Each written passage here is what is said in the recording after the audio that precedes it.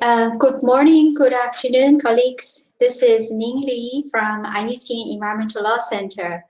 Welcome to the third webinar on environmental law. I would first just briefly say, for webinar, we all know that we need to have some basic rules for that, and it all said on this particular slide.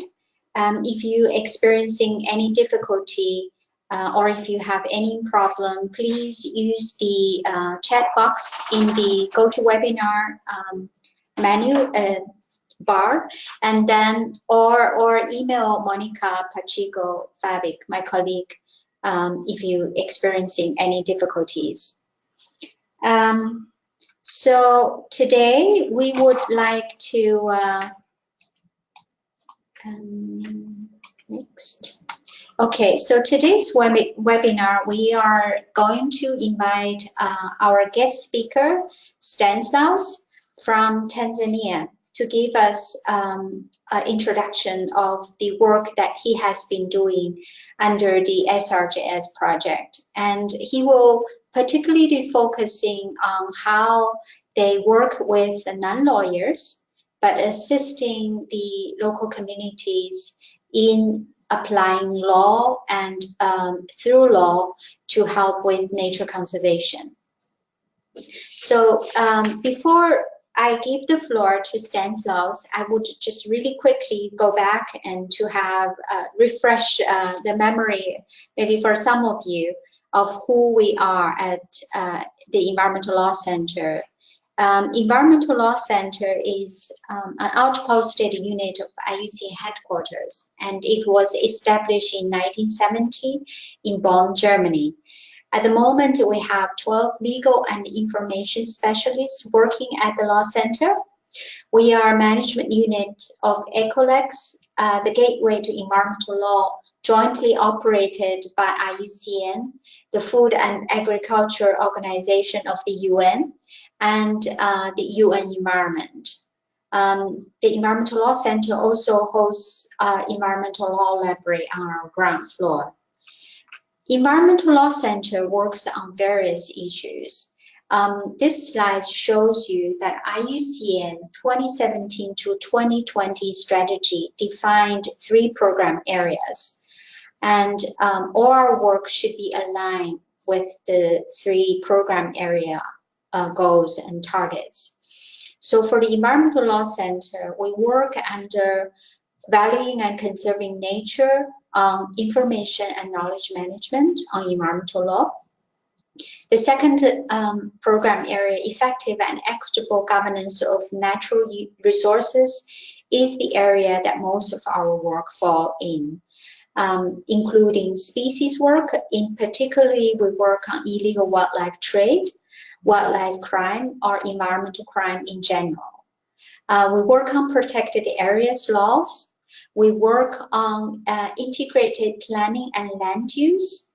We work on water issues, particularly transboundary water governance, marine, marine including mangroves, conservation and regeneration, marine protected areas, and negotiations at international level for marine biodiversity conservation in areas beyond national jurisdiction, so the high seas.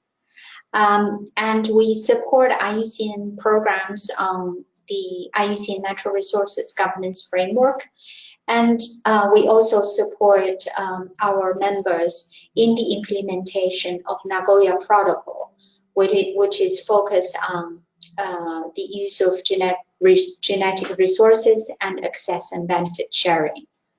The last but not least, the program area of deploying natural-based solutions to global societal challenges, we focus on climate change adaptation. So just very briefly, refresh your memory of our work, and beyond SRJS, we would also be very happy to support you on any of those specific issues that you might want to explore further with us.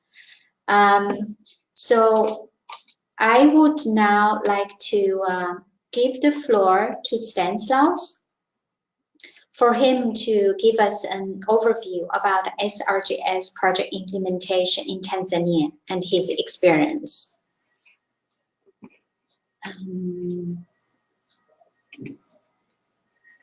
Stanislaus, the floor is yours. Thank you very much, Neil. Yes. Now we can see your screen. Yeah, okay. Then okay. I go to, my name is Mr. Stanislaus Nyembea, working with Lawyers Environmental Action Team. Is a local NGO which is based in Tanzania. I will show you the map of the world and where Tanzania is located. And so you're welcome. And I will give you a general overview of our lead's experience on paralegalism and the community lawyering. Basically, how we use non-lawyers to attain environmental and human rights. So, LEAD is a non-government organization which is registered as a company limited by guarantee and having no share capital. And we are based in Tanzania. Tanzania is located in East Africa. And it's bordering Kenya, Uganda, Rwanda, Burundi, Congo, DRC, Zambia, Mozambique, and the Indian Ocean in the east. And we are registered in 1994. Basically, it was formed by lawyers who were inspired by the environmental issues, and we are just students from the University of Dar es Salaam, one of the oldest university in Tanzania, which is based in Dar es Salaam, the now commercial city of the country.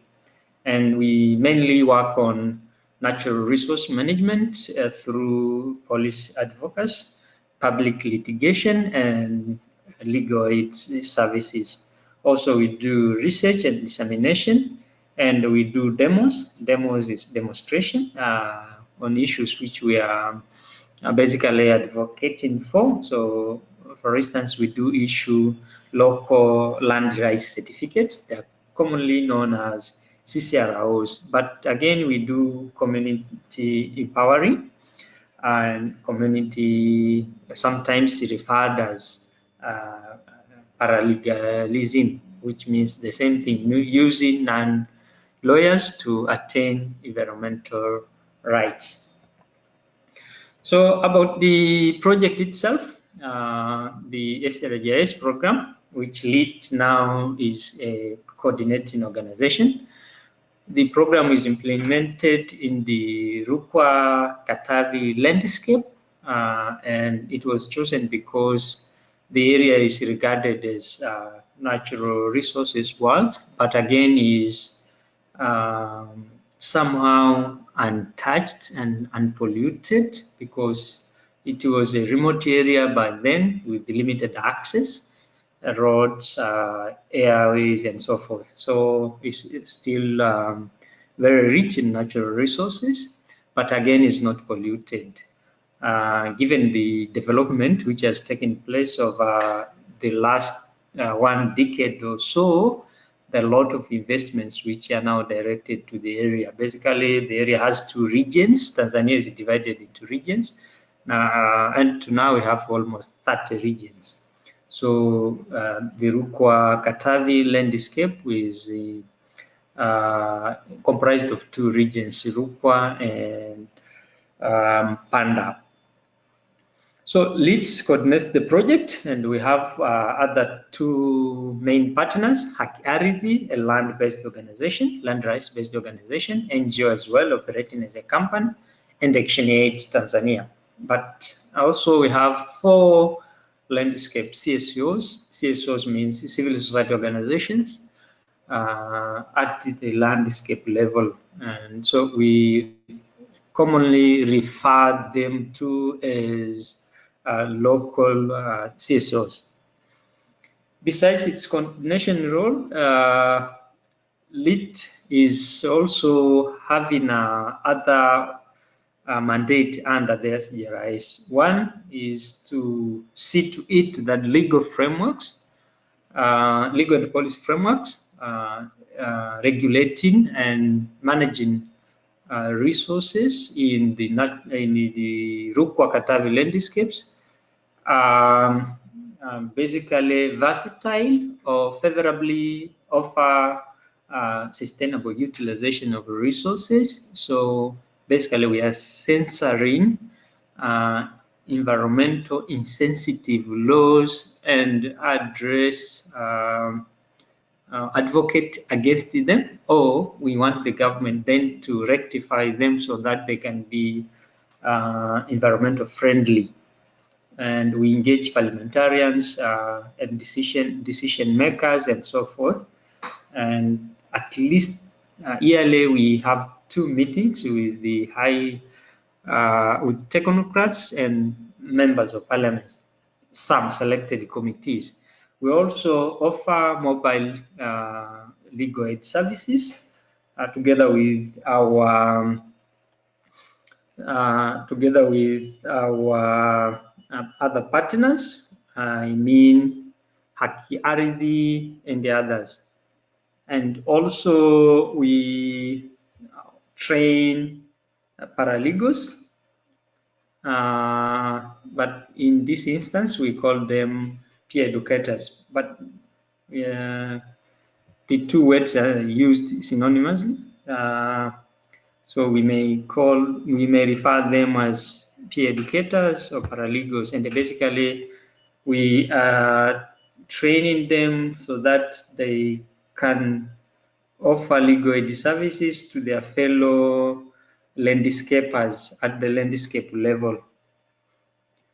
So those are the 3 issues that LIT deal with.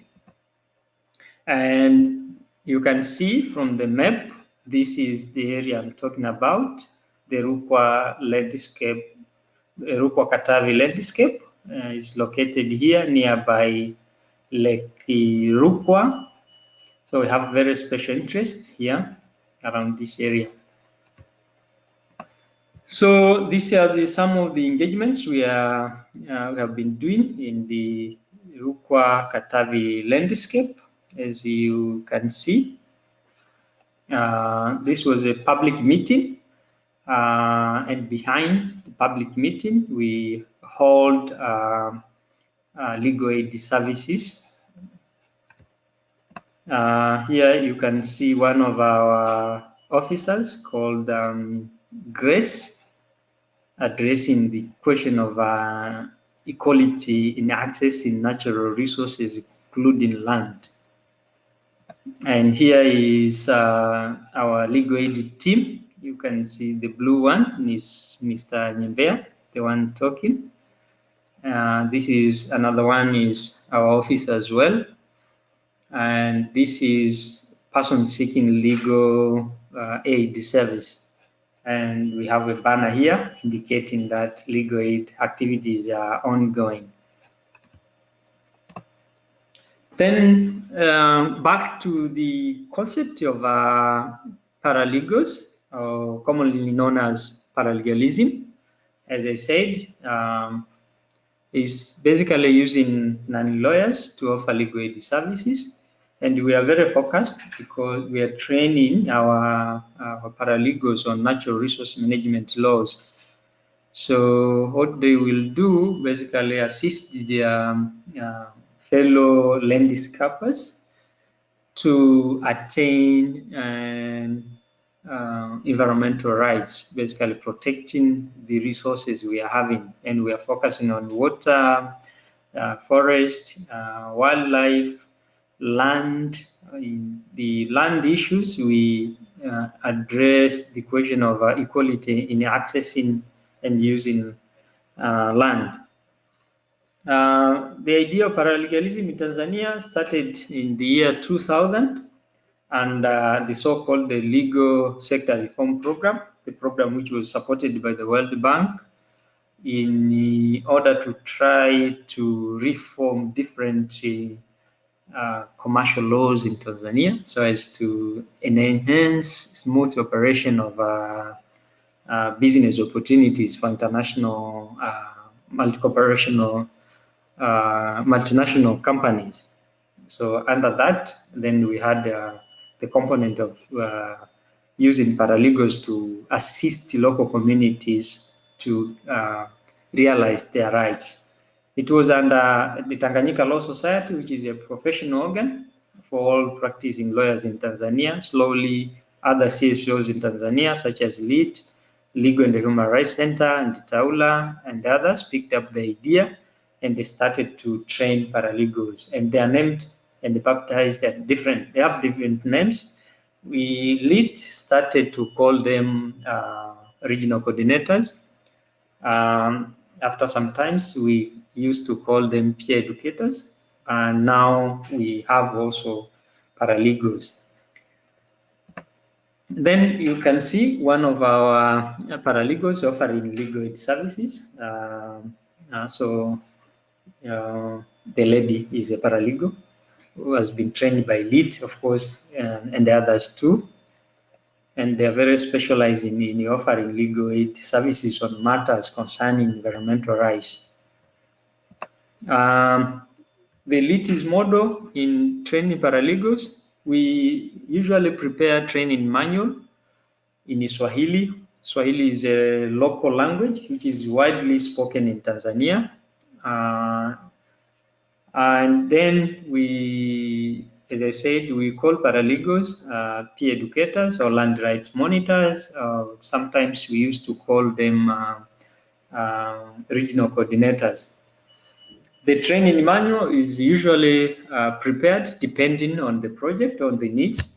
For instance, in the Rukwa and the Katavi landscape, the manual was prepared to reflect the 5 APGs we're advocating for. They are sustainable utilization, water, wildlife, land, and forest. Then when we train paralegals, we use approximately 10 days intensive training, basically taking them through the prepared manual. Then we give, after training, we give them soft skills, soft tools for them to register whatever legal aid services they offer. And therefrom, we monitor them from time to time. And if they are facing any technical issue, then they call us, the main office, so that they can be assisted with the issue they are facing or they faced. And then all the documents will be sent to LEAD's head office for further verification and the further actions. If there are issues which need further attention, then we usually go to court to represent individuals who we call them indigent, basically those who are unable to hire the services of qualified lawyers or advocates. Our approach how to get paralegals, for instance, when we entered into Rukwa and the Katavi landscape, how did we get the individuals to be trained as paralegals? Each organization different models, but with LEAD, we used our local partners, local NGOs which are located in Rukwa and the Katavi landscape to get the individuals to be trained. Of course, in areas where we don't have local NGOs or CBOs we're working with, CBOs are community-based organizations. So if we don't have, then we use our regional coordinators to get individuals who are dedicated and they are willing to offer services for free. But also we use common networks. If we know someone is working there, or we have been working with certain organization, not necessarily NGO or CBO, and then they assist us to get some individuals who are interested and are willing to learn and then offer legal aid services for free. Now I'm sharing best practices as far as paralegalism is concerned. The best way to get individuals to be trained as paralegals is using people from local partners. What do I mean? I mean, if you have a local NGO or CBO working in a certain area and natural resource management or something else closely related, human rights or so, then we ask them to get individuals. They are used either members or they are connected to such organization, and then they recommend them. We tell them to fill in the forms, and then they send the forms to us. We assess and we take them. The idea behind this, they are so connected to the local NGO, so they can be responsible and accountable to the local NGO and to the our organization lead. Again, we may use people who are already in groups, association. There are many grouped individuals. For instance, we use women economic groups established by other organizations. For instance, either by CARE or certain other organizations. So we recruit individuals from the group established. So it is very easy to get individuals who are familiar with the works of NGO, environment, human rights, and so forth. But again, we don't set education as a criteria or criterion for someone to be trained as a paralegal. We just look at someone who has passion in environment and adherence to human rights and is dedicated. So in that sense, we don't set criteria for one to be a paralegal. Like we don't need someone to be having a degree or so forth. And we just look for individuals who are very passionate about environment and human rights. Again, after training, follow-ups must be met in the sense that there are different legislation or laws which are passed and the others are repealed. So at least once a year, we meet the same paralegals we trained to inform them about the new developments or repealed laws so that they have the general idea of what is going on. Again, we integrate different projects we have with paralegalism. For instance, if we have another program, we make sure that the very people we have been using as paralegals are part and parcel of the new project. So we use them as focal persons and so forth to make sure that they continue to be active and well informed. And there is a new development where if you train individuals and again they are not grouped, we make them as a group and we register them as either NGO or CBO or any form of grouping which is allowed by the laws in Tanzania. The idea behind is to make them, to keep them united and they can share experiences. And since they have their own organization, it's quite easy and relatively cheap to maintain them because they won't be separated.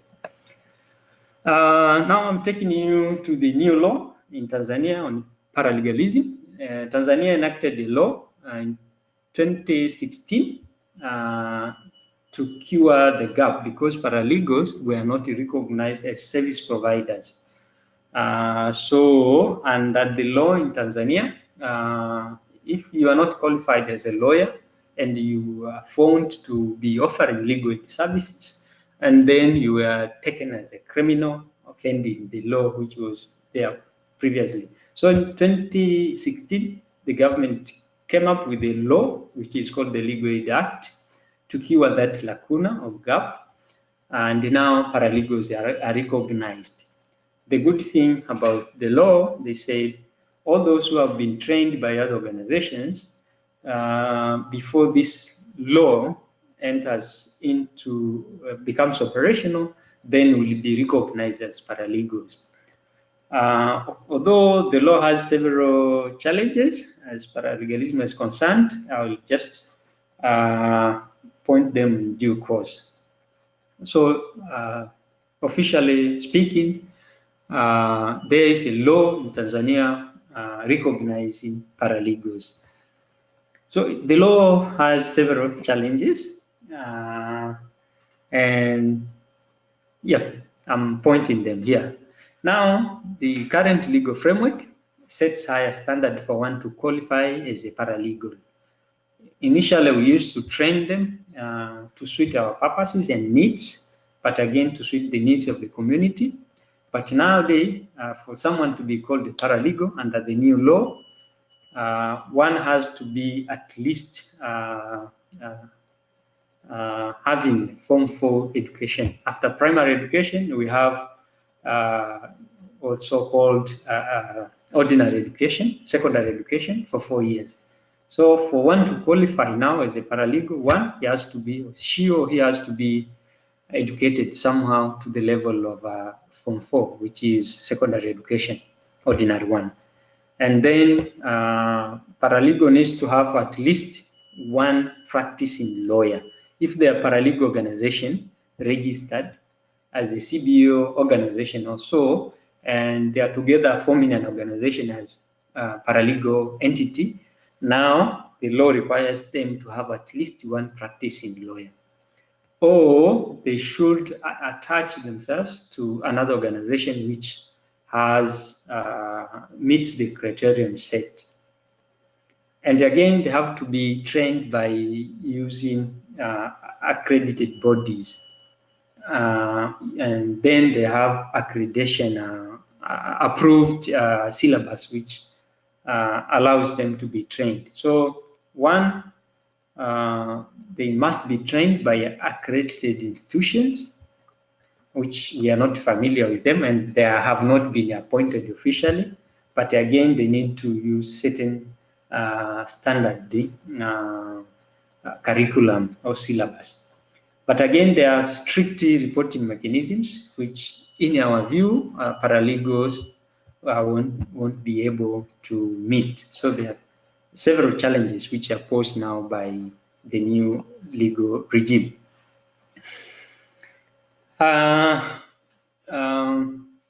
Again, now I'm raising the general questions apart from the legal framework, the current one. Now I'm stating the challenges generally which face paralegal and paralegalism in Tanzania, or using non-lawyers to attain environmental rights. That's say to protect land rights, forest rights, water rights, and other natural resource rights.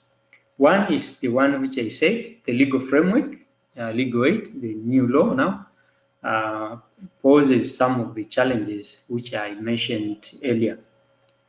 Again, there is the question of funding paralegal units if they are registered. How do we make them independent and operate throughout? Is again question which need to be resolved, but no one will be able to answer how.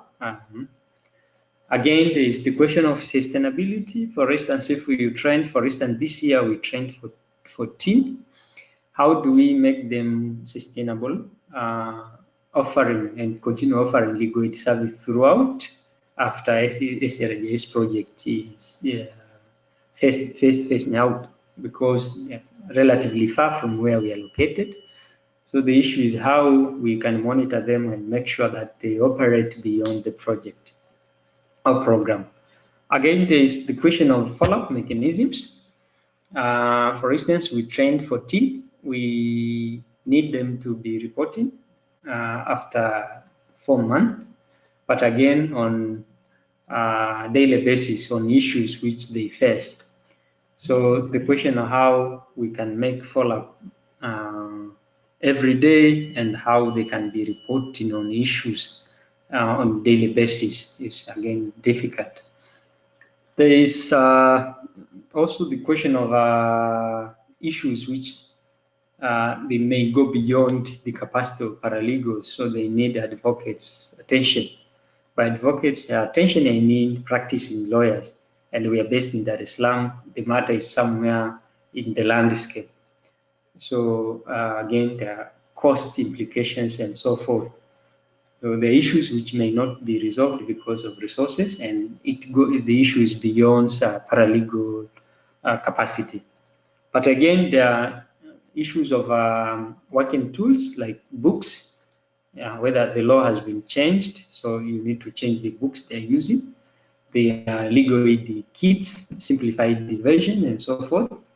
So all this need to be taken into account for paralegals to operate smoothly. But all in all, how do we again make them offer best services, because they are volunteering, basically no one pays them. And this is the very fundamental question to be addressed.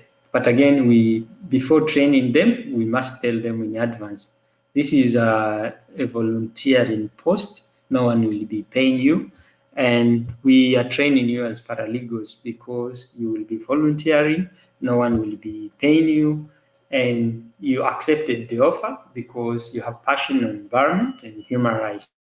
If they agree, then we hire them.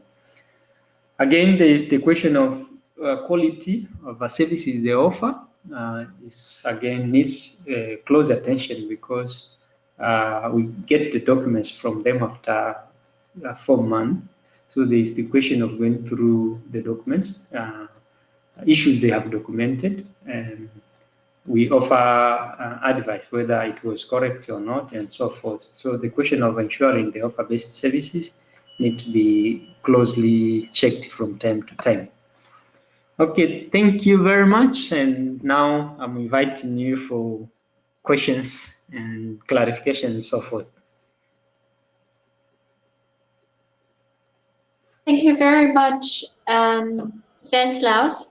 That was a very informative presentation about how you work in Hukwa Katavi landscape. I hope I pronounced the name properly. Yes. Yeah. Yeah. I will see if our participants has any questions. You can either raise your hand or write in the chat box. And we can also just unmute you for an interactive discussion. At the moment, I don't see any questions coming. So maybe as a start, Stanislaus, maybe I do have a few questions. It's very interesting to learn about how you connect law, kind of a difficult topic and tool, with community work. I find it really fascinating. Yes. I have a question about, you mentioned, maybe the first thing is, what are the specific issues these paralegal or community lawyers work on in the Hukwa Katavi landscape?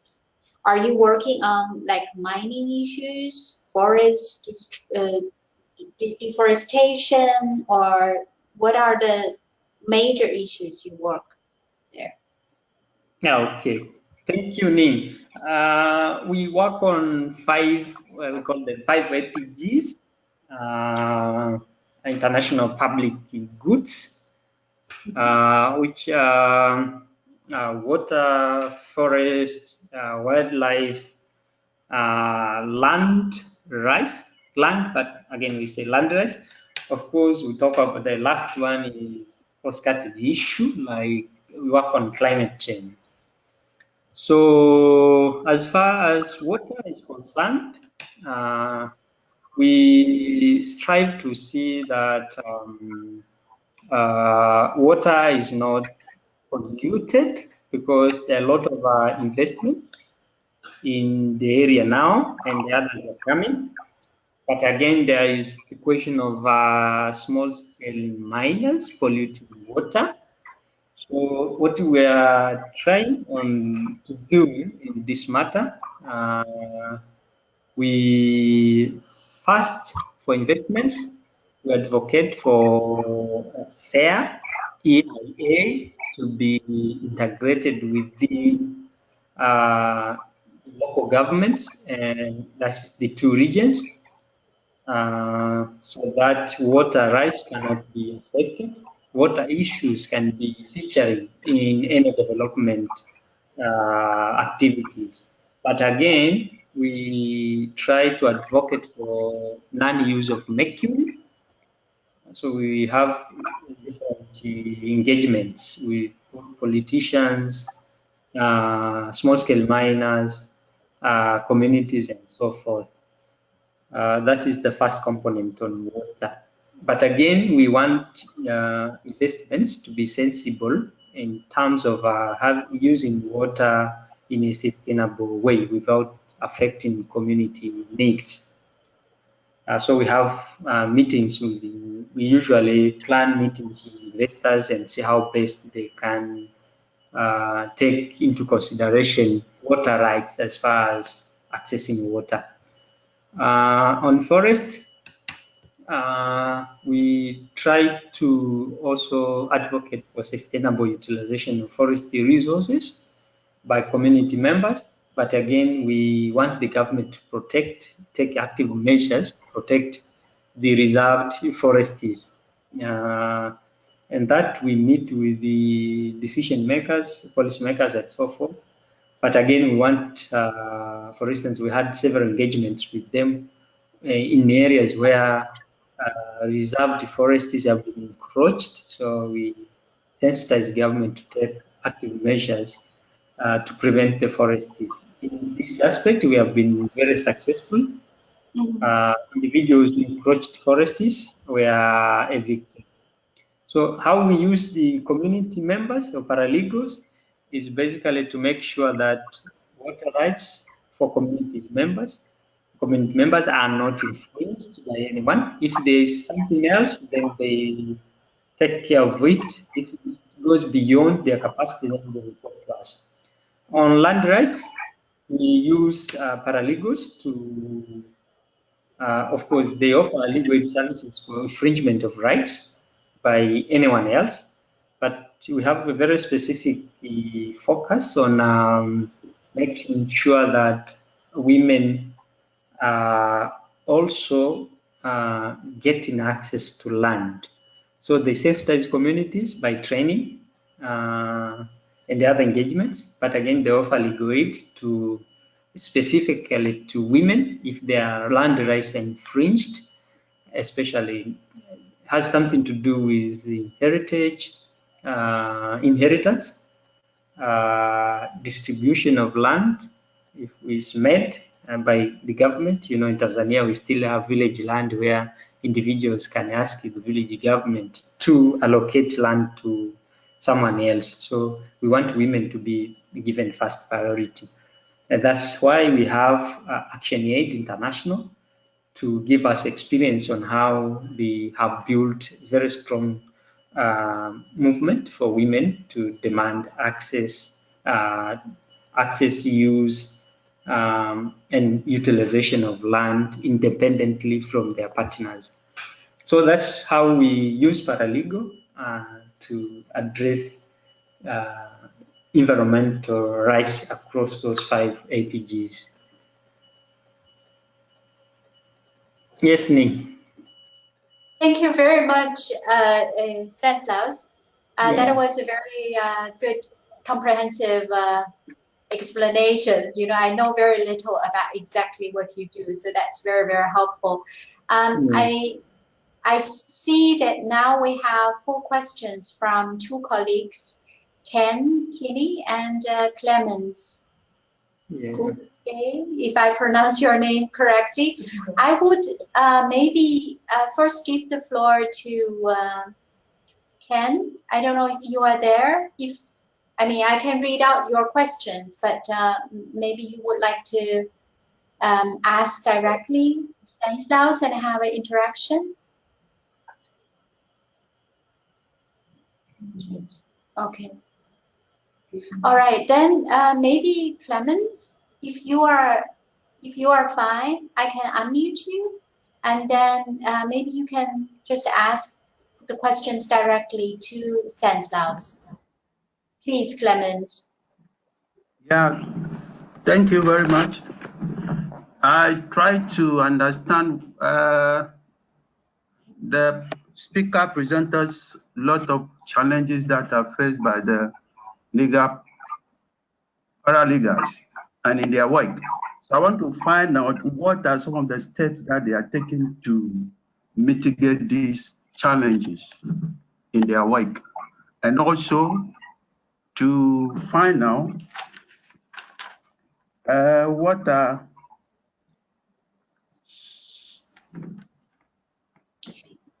I can see your question, Clemens. The second question is, can you share with us? Trying to ask him to share with us some of the training focus of these paralegals, which equip them in their work, as they are not legal officers, they are not lawyers, and they have been trained. What are some of the training focus? Okay, thank you very much, Clemens. I will start with question number 1, steps we are taking to mitigate the challenges. There are many challenges, but few steps which we are now taking. One, I said we usually have like a refresher course once a year with our paralegals, which is taking them through new developments in law.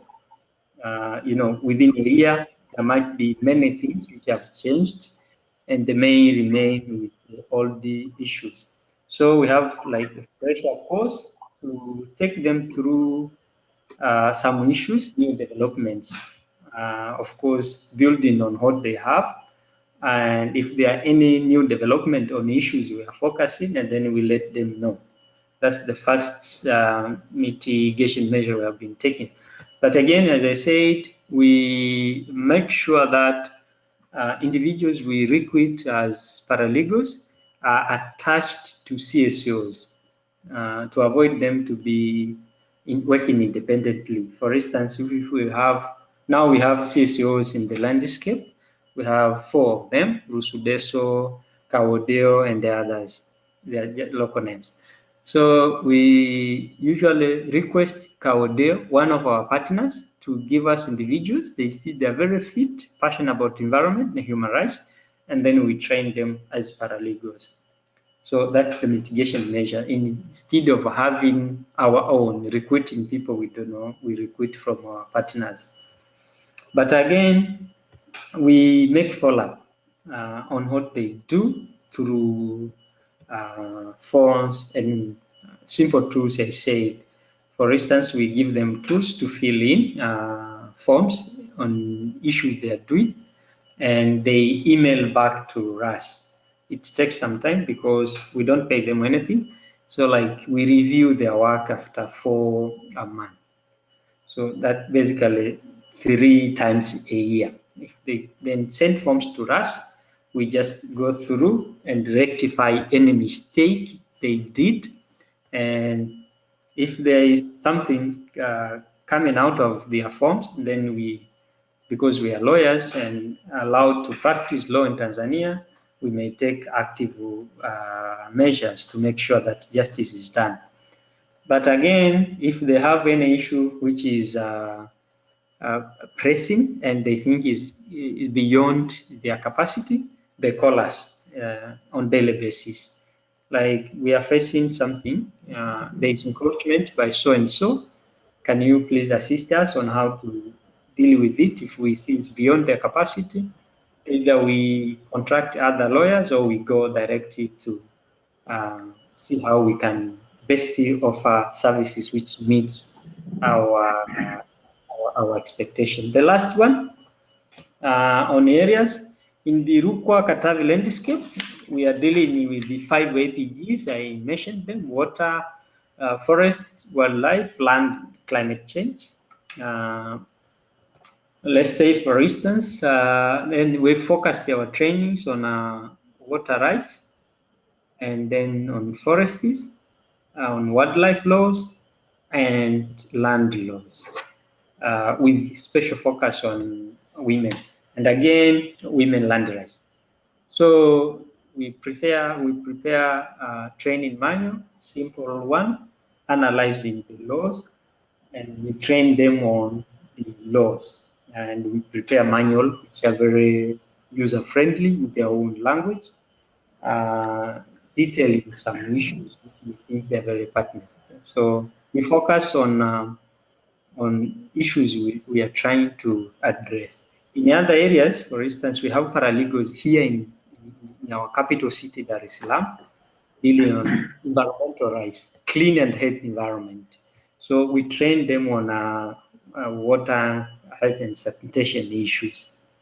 So we prepare a manual again, very simple, dealing in sanitation issues and right to clean environment as per our environmental law. We call it EMA.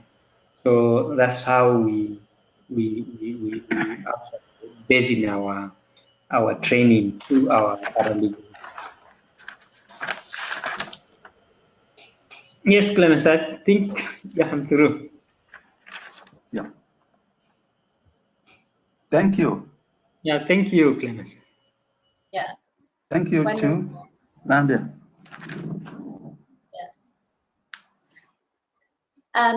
I see that Ken also has a few questions.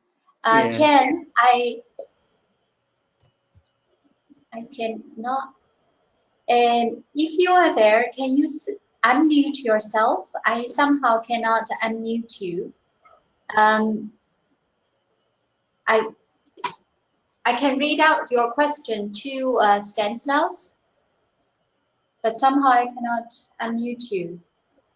It says that you are self-muted. Okay, so why don't I read out your questions? So I don't know, Stanislaus, whether you can read them as well. So one question. Okay, I don't see them. No. Okay, the first question is, how are paralegals motivated? Yes. And the second question is, how are the consultation with paralegals arranged in terms of time, period of consultation, and how do you monitor success?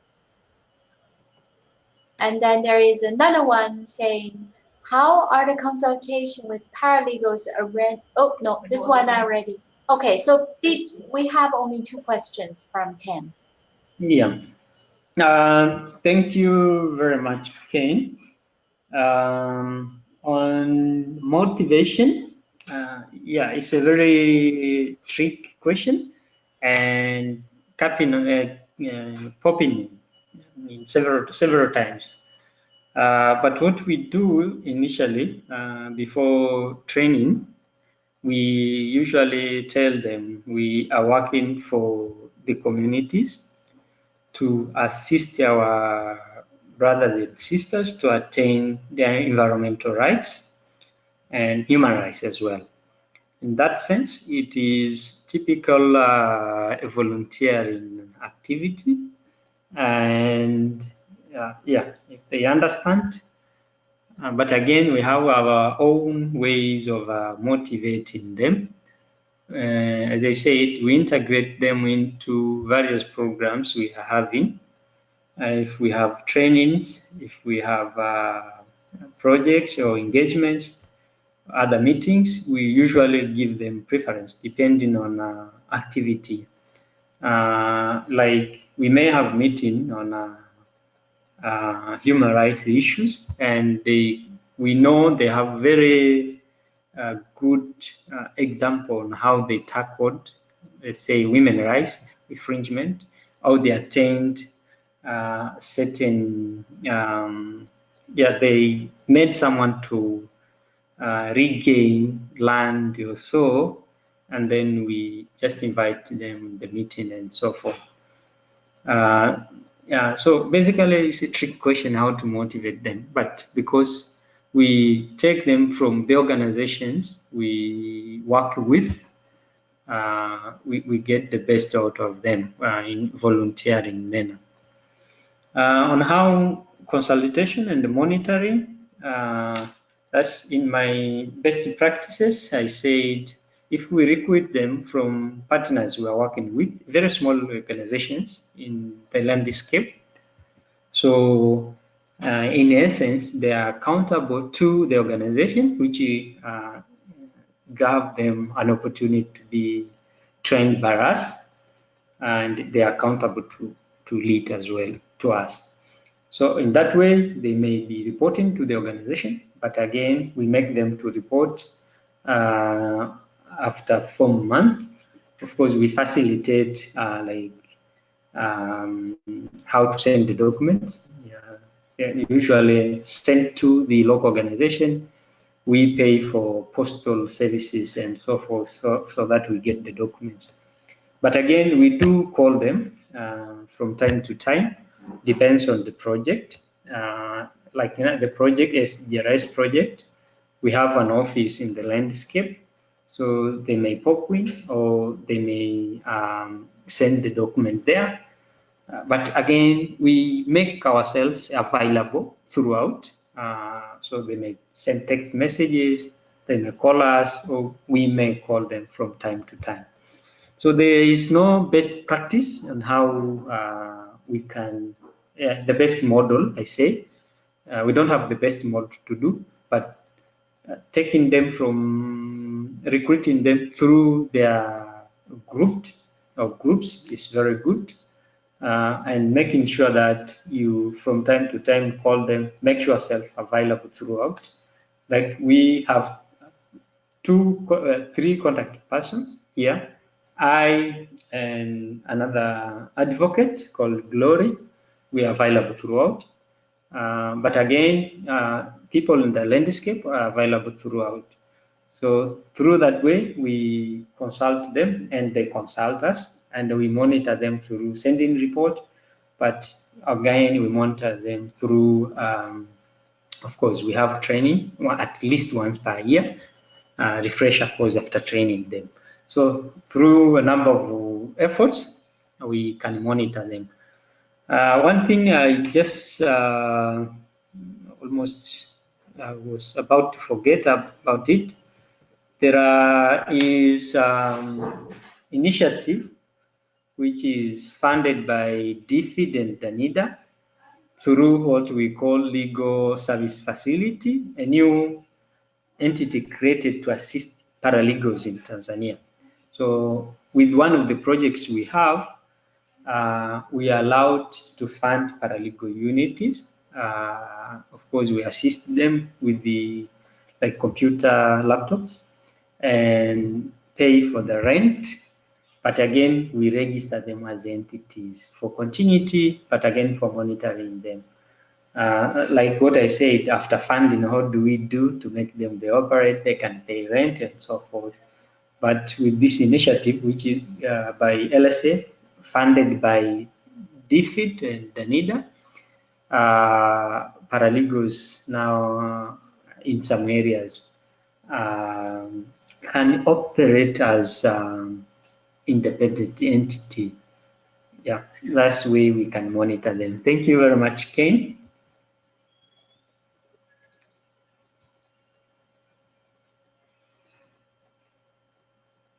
Sorry, I muted myself. Thank you very much, Stanislav. Yeah. Yeah. I hope that Ken, sorry that we cannot unmute you. It states that you are self-muted. So if you want to have an interaction with Stanislav, you will have to unmute yourself. Yeah, now I can see that you unmuted yourself. Hi, Ken. Yeah. Yes, I was saying, there's a follow-up question. If you can give us some response to that. Okay, you're welcome, Kane. Yeah, I was just saying that NGOs basically are paid for their services, including the lawyers who are doing the training. Don't you think you are exploiting the paralegals?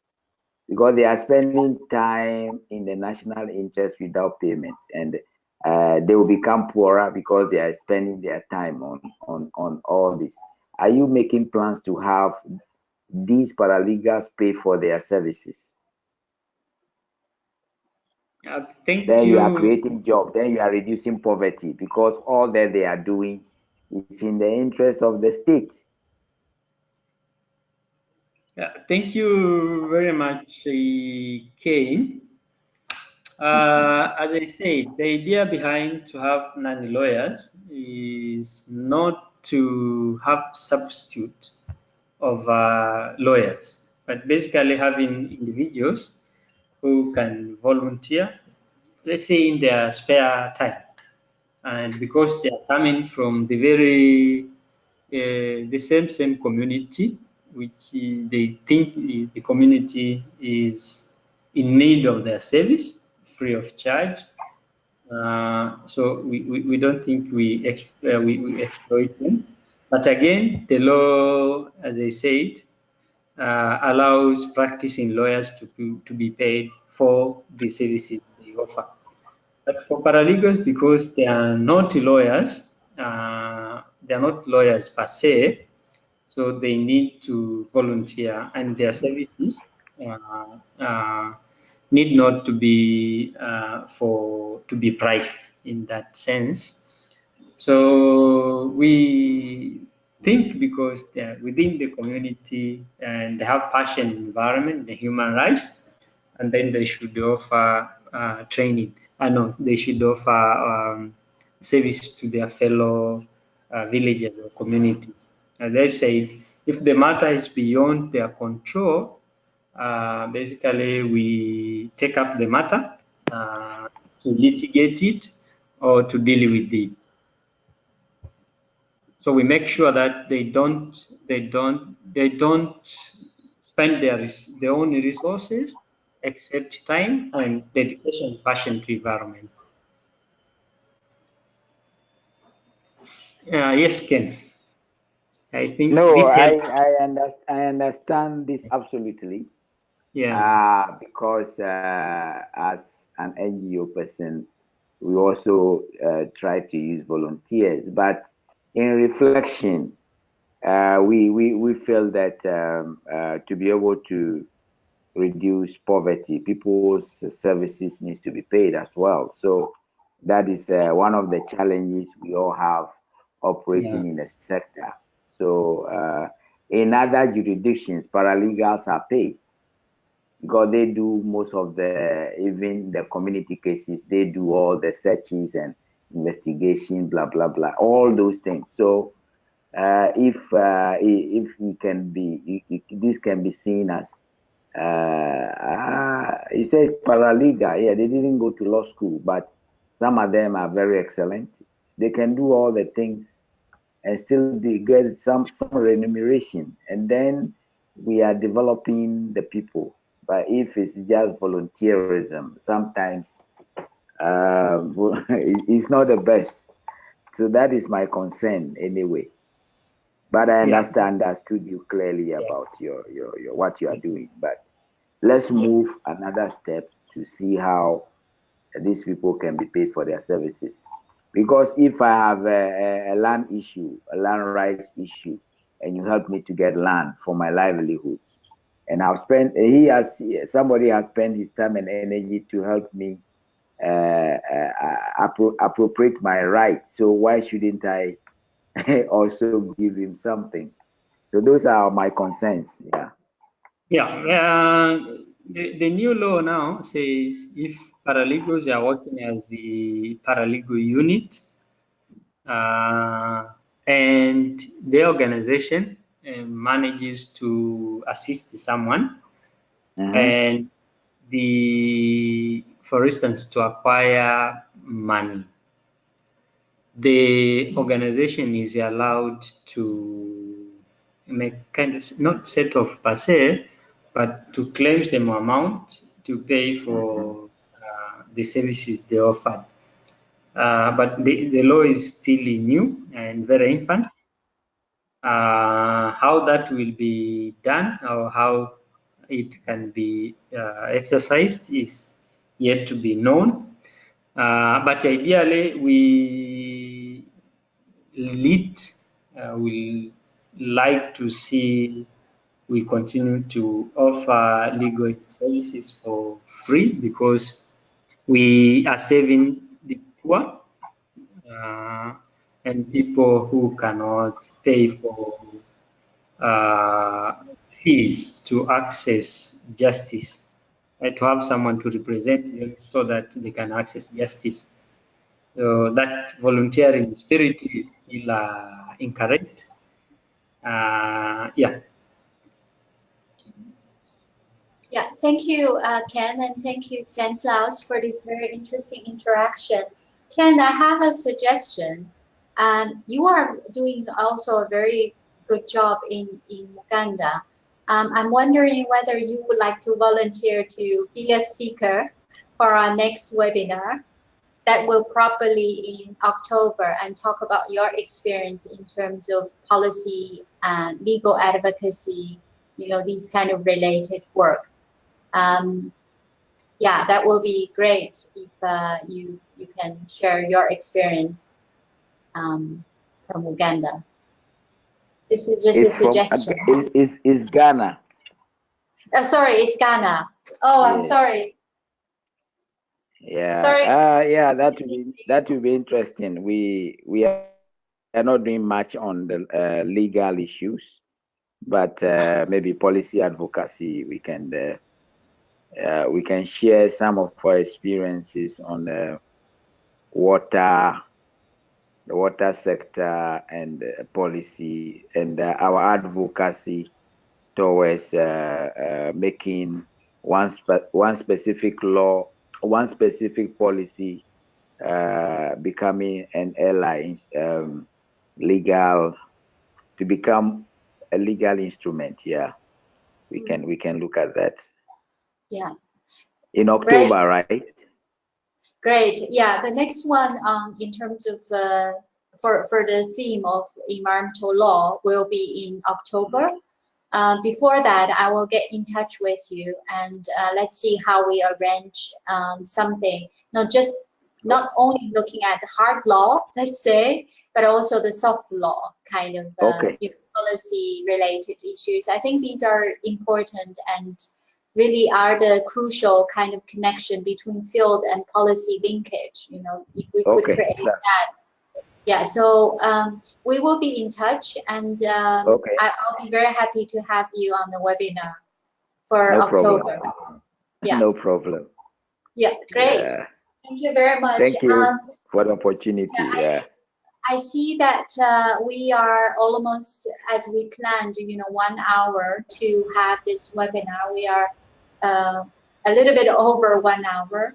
I really thank you for your participation, and thank you, Stanislaus, for your time to give us this wonderful presentation. Thank you very much, Ning, for the opportunity.